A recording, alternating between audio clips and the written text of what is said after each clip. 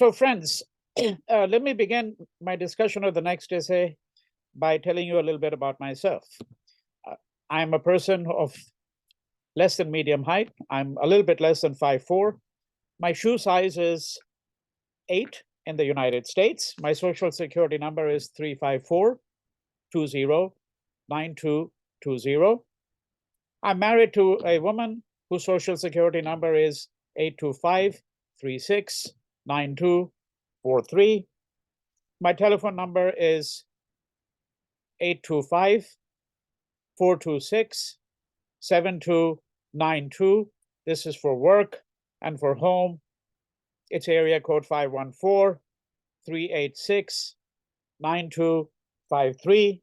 My driver's license number is A2567198, issued by the state of California on 26 July 2021. That's the most recent version of it. Now,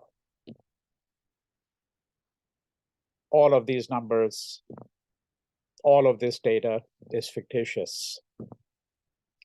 But imagine that you are writing an essay called About Myself. And this is the title of an essay by E.B. White, published in 1945, About Myself, and this is how it begins. I am a man of medium height. I keep my records in a Weiss folder reorder number 8003. The unpaid balance of my estimated tax for the year 1945 is item 3 less the sum of items 4 and 5. My eyes are gray. My selective service order number is 10789. The serial number is T1654. I'm in class 4A and have been variously in class 3A, class 1A H, and class 4H. My social security number is 067019841. I am married to U.S. woman number 067019807. Her eyes are gray.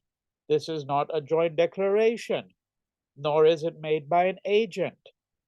Therefore, it need be signed only by me. And as I said, I am a man of medium height.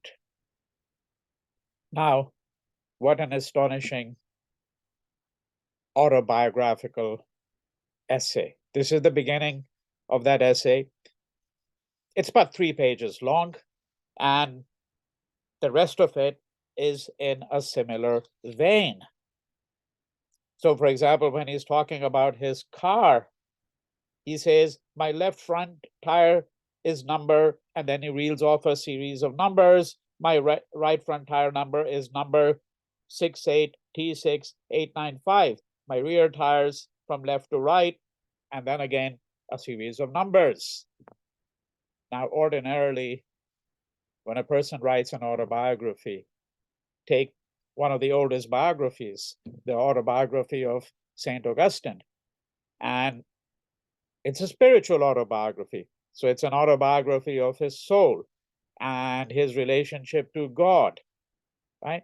Autobiographies very often will tell you something, where the author will tell you something about, where the person grew up, what he or she read in their youth, what school they went to, what their father and mother were like.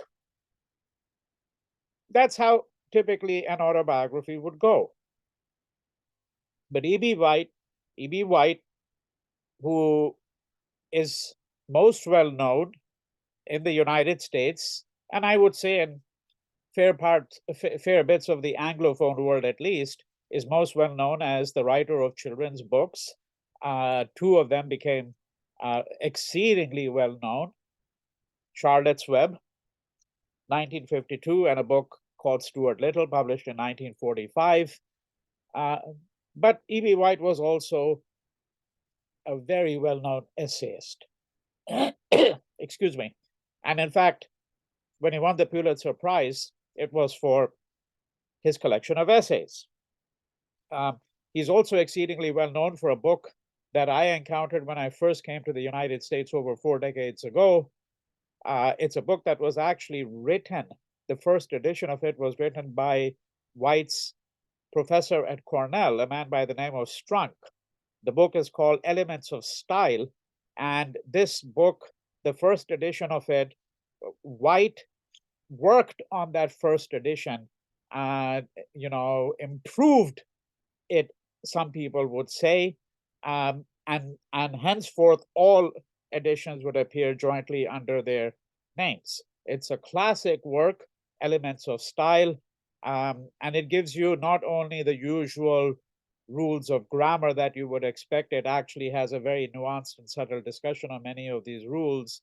But it's a book that really speaks to how one should write. What is the nature of a sentence? What is the obligation of a writer to produce a certain kind of clarity? Right?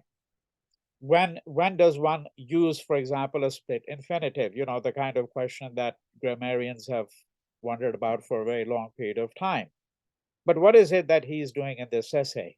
Right?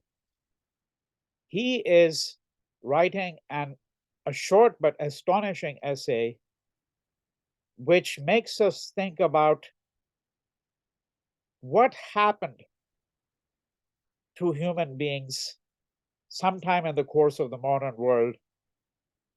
And what happened principally was they entered an enumerative world, a world where everything is counted, where you become a series of numbers, where you're identified by your passport, by your driver's license, by your social security. You have a tax identification number, and much of life is spent being immersed in numbers in a strange sort of way. We don't think of it this way, but what really happened was that sometime in the course of the late 18th century, early 19th century, we entered an enumerative world. Right? Which is not to say that numbers weren't there before and that societies didn't have different ways of thinking about numbers. But people were not reduced to being numbers, nor was their life reduced to being essentially determined by a series of numbers and calculations. And in the 19th century, then, we also began to, as a colleague of mine mentioned in a book he wrote, Ted Porter, the book is called Trust in Numbers. We began to have a trust in numbers. Right? The state began to produce statistics on a massive scale. Whatever was produced in the 19th century, now, of course, with computers and the fact that calculations can be done in split seconds and in much less than split seconds, whatever that may mean, because when I hear that a computer can do a calculation in something less than 1/1000th of a second, of course, in some ways it is incomprehensible. But I think my point is, I hope, well taken, which is that in some ways we live entirely in what is an enumerative world. This is not the world that we used to live in, really, before the 18th century. And since the late 18th century, we have become more and more accustomed to numbers, and sometimes our identity has become reduced to numbers. Right? And what is wonderful about this essay is that it is, of course, written in an ironical tone, but there is no commentary. It's not at all didactic. You can simply read it as a parody of modern life if you want to. You could read it as a kind of an ironical reflection by someone who's thinking about how so much of his life is determined by a series of numbers, and one way to live with that is to laugh at it. Right? So there is obviously a comical element to the essay, but I suspect that this essay is something more than just simply a comical essay or an essay on the comedy of human life. It is really an essay on how the conception of self itself is going to change beginning in the late 18th century, when we enter into modern world, and what does it mean that we live in a world which is really immersed, where we are immersed in numbers in every sense of the term, right? And even for people like myself, I'm not even speaking about the profession of an accountant. That's the whole point, that one shouldn't be speaking about that. That all of us, in some ways, even if we don't pursue the profession of an accountant, that we, in a sense, have become accountants, right? There is an accounting going on. There is a way in which everything is now essentially an account of the universe, not in moral terms, but in numbers. It's a very short 3-page essay, a lot of fun to read.